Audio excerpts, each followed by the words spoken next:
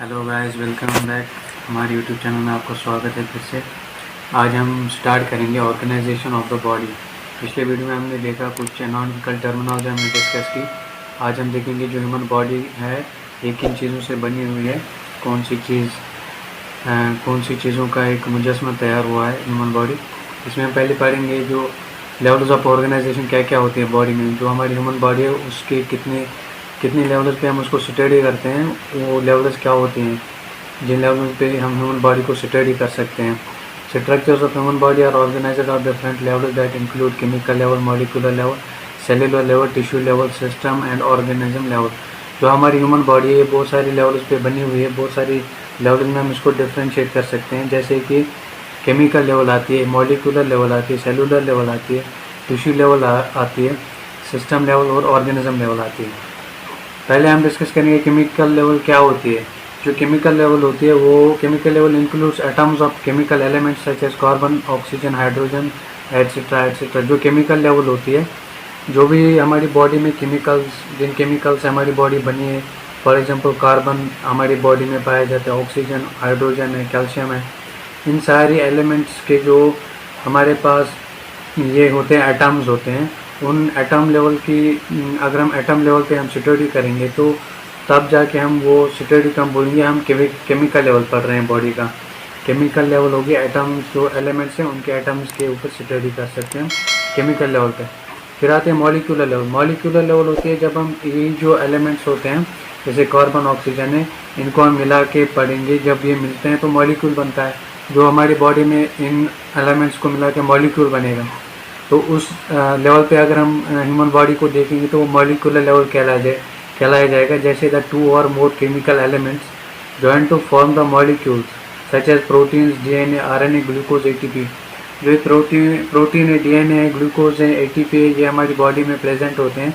ये बने किसके होते हैं? इन्हीं एलिमेंट्स के कॉम्बिनेशन से बने हुए होते हैं, तभी हम इनको मॉलिक्यूल्स बोलेंगे और इस लेवल को मॉलिक्यूलर लेवल बोलेंगे। फिर इसके बाद आता है cellular level. Cells are the smallest living units of life. जो सेल्स होते हैं smallest living units of life होती है, मतलब जो हम ज़्यादा से ज़्यादा जितना भी हम ह्यूमन बॉडी को डिवाइड करके पढ़ सकते हैं तो उसकी जो लास्ट स्टेज आती है वो सेल होती है। सेल से हमारी बॉडी की शुरुआत होती है। They are the smallest structural and functional unit of human body containing specialized internal structures called organelles. जो हमारी ह्यूमन बॉडी है उसका जो स्ट्रक्चरल और स्मॉलेस्ट स्ट्रक्चरल और फंक्शनल यूनिट है वो सेल है। और जो सेल है ये बहुत सारी ऑर्गेनेल्स की बनी होती है जो इसमें पाई जाती हैं। स्मॉल कुछ इसमें ऑर्गेनेल्स प्रेजेंट होते हैं, कुछ कंपोनेंट्स प्रेजेंट होते हैं जिनका अपना अपना एक फंक्शन होता है, उनसे बनी हुई होती है सेल। उसके बाद आता है tissue level. The cells are grouped to form tissues that work together to perform a particular function. जो ये सेल्स है, सेल्स आपस में मिला के टिश्यू बनाते हैं। और हमारी बॉडी में हमें पता है जैसे कि बहुत सारे टिश्यूज पाए जाते हैं, जैसे कनेक्टिव टिश्यू होता है, मसल टिश्यू होता है, नर्वस टिश्यू होता है, एपिथेलियल टिश्यू होता है।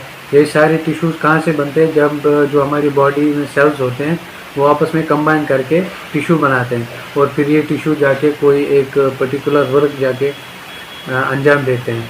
फिर टिश्यू लेवल से जब हम ऊपर आते हैं, आगे आते हैं, तो हमारे पास ऑर्गन लेवल आती है। The tissues are grouped together to form organ. यही टिश्यूज़ फिर कंबाइन होके क्या बनाते हैं? ऑर्गन्स बनाते हैं। Organ perform a particular function and is composed of two और more different types of tissues.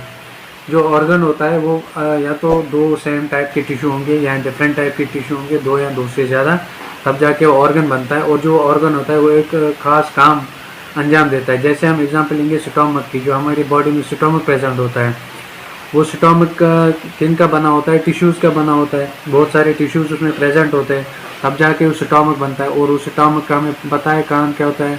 Food को स्टोर करना, उसमें डाइजेशन होती है और भी कोई बाकी सारे एंजाइम उधर प्रोड्यूस होता है। तो ये सारे काम स्टोमक करता है। तो स्टोमक बहुत सारे टिश्यूज से मिला हुआ बनता है, तभी हम इसको ऑर्गन लेवल बोलेंगे। फिर ऑर्गन लेवल से आगे जब हम बढ़ते हैं तो ऑर्गन सिस्टम लेवल आता है। इसमें क्या होता है कि जो ऑर्गन सिस्टम होता है इसमें यही ऑर्गन्स आपस में मिलते हैं, कंबाइन होते हैं, एक सिस्टम बनाते हैं। जिसमें हम एग्जांपल ले सकते हैं रेस्पिरेटरी सिस्टम। जो हमारे यहाँ रेस्पिरेटरी सिस्टम है इसमें बहुत सारे ऑर्गन्स आते हैं, एक ही ऑर्गन नहीं आता। इसमें आते हैं नोज़ आता है, फेरिंक्स, लैरिंक्स आता है, इसमें आते हैं हमारे लंग्स आते हैं। ये बहुत सारे बहुत सारे ऑर्गन्स जब आपस में मिलके काम करेंगे तभी जाके हमारा जो रेस्पिरेशन प्रोसेस होती है वो कंप्लीट होती है। और इस लेवल पे जब हम देखेंगे अपनी बॉडी को तो ये ऑर्गन सिस्टम कहलाया जाएगा, क्योंकि इसमें बहुत सारे ऑर्गन्स मिलके कंबाइन हुए हैं, तब जाके वो रेस्पिरेटरी सिस्टम बनता है या डाइजेस्टिव सिस्टम बनेगा। स्टोमक तो एक एग्जांपल है डाइजेस्टिव सिस्टम की, लेकिन डाइजेस्टिव सिस्टम में बहुत सारे ऑर्गन्स आते हैं, तो ऐसे ही रेस्पिरेटरी सिस्टम में बहुत सारे ऑर्गन्स आते हैं। ऐसे ही फिर हम आगे बढ़ के देख सकते हैं ऑर्गेनिज्म लेवल, जो यही सिस्टम होते हैं। The organism level is the highest level of organization. It is former of all types of systems of body that work together to make a functional organism the human body. जो हमारी human body होती है, बहुत सारे organ system जब आपस में coordinate करके काम करेंगे, जैसे रेस्पिरेटरी सिस्टम है, डाइजेस्टिव सिस्टम है, एक्सक्रीटरी सिस्टम है, नर्वस सिस्टम है। ये सारे सिस्टम जब हम सारे सिस्टम को एक ही ग्रुप में देख सकते हैं तो वो ऑर्गेनिज्म कहलाया जाएगा। जैसे ह्यूमन बॉडी एक ऑर्गेनिज्म है, ह्यूमन एक ऑर्गेनिज्म है। ऑर्गेनिज्म क्यों बोलेंगे हम इसको? क्योंकि इसमें बहुत सारे सिस्टम्स प्रेजेंट है। इसमें डाइजेस्टिव सिस्टम भी है, इसमें रेस्पिरेटरी सिस्टम भी हम देख सकते हैं, नर्वस सिस्टम भी हम देख सकते हैं। जब हम सारे सिस्टम्स को कंबाइन करके देखेंगे तो तब जाके वो ऑर्गेनिज्म लेवल हम उसको बोलेंगे। तो ये थी हमारी लेवल्स ऑफ ऑर्गेनाइजेशन, जिसमें हमने देखा पहले केमिकल लेवल पे हमने देखा, फिर वही केमिकल आपस में कंबाइन होते हैं, फिर मॉलिक्यूल बनाते हैं, मॉलिक्यूल आपस में कंबाइन करके सेलुलर लेवल कहलाया जाता है।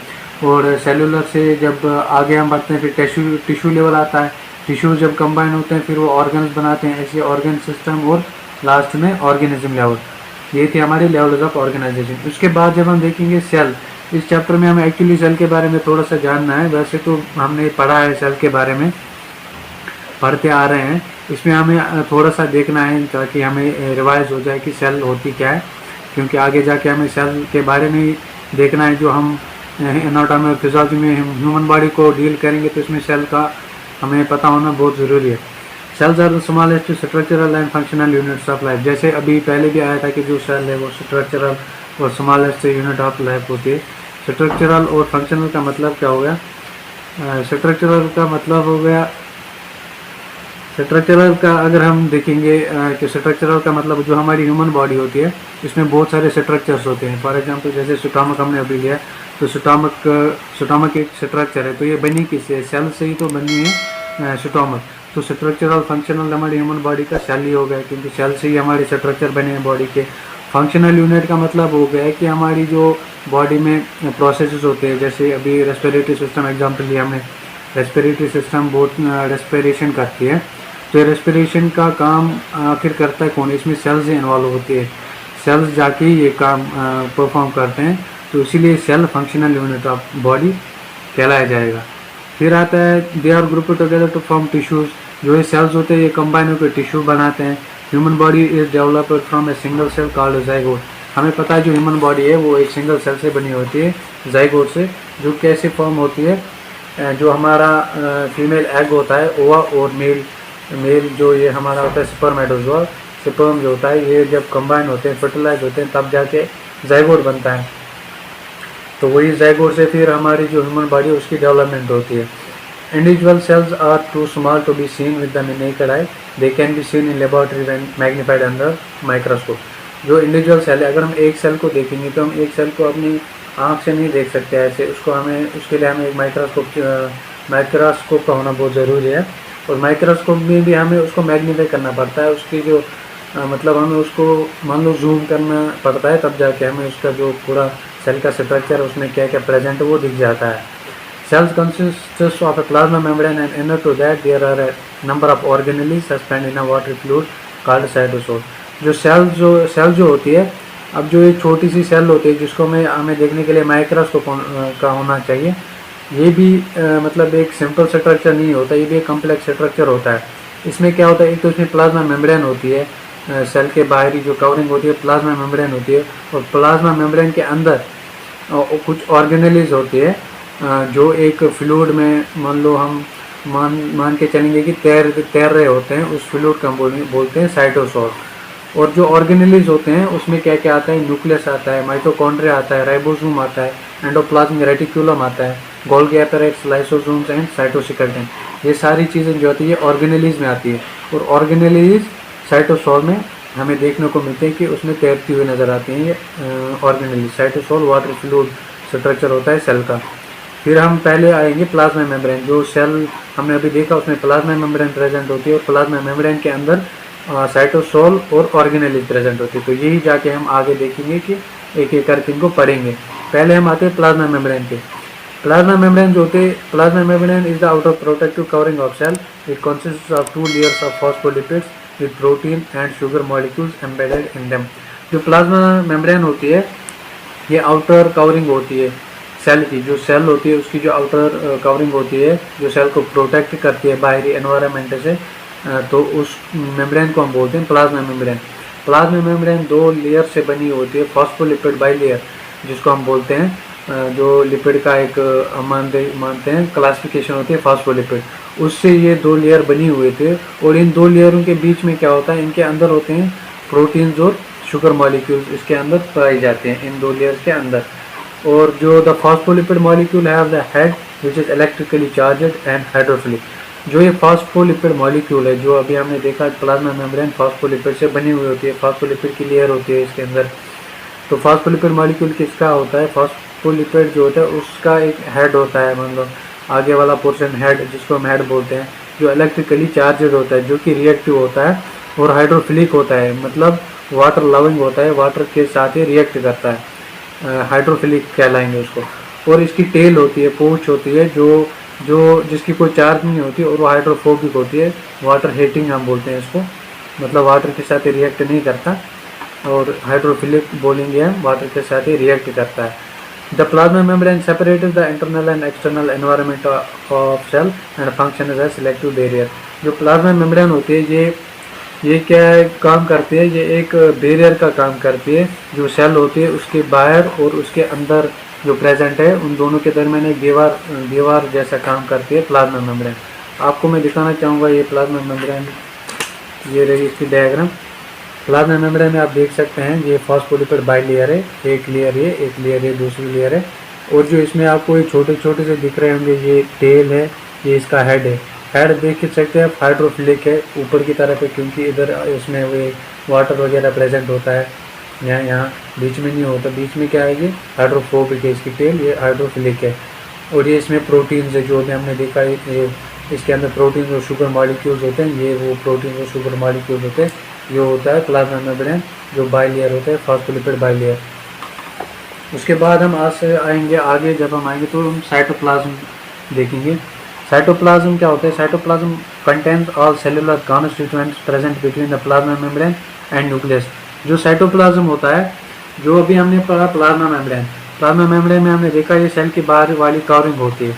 अब जो साइटोप्लाज्म होता है ये वो सारी चीज़ें जो प्लाज्मा मेम्ब्रेन और न्यूक्लियस के बीच में प्रेजेंट होती है उसको हम साइटोप्लाज्म बोलते हैं। बाहर की तरफ से, सेल के बाहर की तरफ से प्लाज्मा मेम्ब्रेन होती है और सेल के अंदर न्यूक्लियस होता है। इन दोनों के बीच में जो भी पोर्शन आता है उसको साइटोप्लाज्म बोलते हैं। अब साइटोप्लाज्म में चूँकि बहुत सारी चीज़ें आती हैं, इसमें इसको हम दो डिविजन्स में डिवाइड करते हैं। एक हम बोलेंगे साइटोसोल और एक ऑर्गेनेल, जो अभी हमने देखा पहले भी। साइटोसोल हम बोलते हैं जो फ्लूइड वाला एरिया होता है उसको साइटोसोल बोलेंगे, और ऑर्गेनेल न्यूक्लियस वगैरह जो भी है, माइटोकॉन्ड्रिया गोल्गी एपैरेटस, वो उसको हम ऑर्गेनेल में डिवाइड करते हैं, ऑर्गेनेल में पढ़ते हैं। साइटोप्लाज्म को 2 हिस्सों में डिवाइड कर लिया हमने, साइटोसोल और ऑर्गेनेल। अब हम साइटोसोल और ऑर्गेनेल को देखेंगे क्या होता है। Cytosol is a fluid portion of the cytoplasm and is the site for all cellular reaction. जो साइटोसोल होता है ये फ्लूइड वाला पोर्शन होता है साइटोप्लाज्म का, और इसमें सारी रिएक्शंस होती हैं, जो भी सेल में रिएक्शंस होती है वो साइटोसोल में होती है। Cytosol it constitutes for about 55% of the cell volume and about 75 to 90% of cytosol consists of water। जो सेल का पूरा वॉल्यूम होता है उसका 55% जो होता है वो साइटोसोल ही होता है, मतलब फ्लूइड वाला पोर्शन होता है सेल का। 55% जो सेल होते हैं उसका 55% साइटोसोल होता है। और जो साइटोसोल होता है खुद, इसमें ये तो फ्लूइड वाला पोर्शन होता है, इसमें 75 to 90% वाटर होता है, और इसके बाद बाकी सारे फ्लूइड्स होते हैं, लेकिन 75 to 90% वाटर ही होता है इसमें। Cytosol also contains dissolved and suspended substance like ions, albumin, fats, lipids, ATP, etc। जो साइटोसोल होता है इसमें बहुत सारी और भी चीज़ें होती हैं, कुछ डिजॉल्व सब्सटेंसेस होते हैं, जैसे आयन्स हो गए, अल्बुमिन हो गया जो कि एक प्रोटीन है, फैट्स होते हैं, लिपिड्स होते हैं, एटीपी होते हैं, और भी बहुत सारी चीज़ें होती हैं जो कि इसमें साइटोसोल में सस्पेंड होती हैं। सस्पेंड मतलब इसमें तैरती हुई हमें नजर आती हैं। Organelles are the specialized structures present inside the cytoplasm and have specific structure and functions. जो ये तो साइटोसोल की बात हमने की। साइटोप्लाज्म के दो पोर्शन है, साइटोसोल और ऑर्गेनेल। साइटोसोल हमने देख लिया, फ्लूइड वाला पोर्शन होता है, सेल का 55% ये कॉन्स्टिट्यूट करता है, और साइटोसोल जो खुद है वो 75 to 90% वाटर का बना होता है।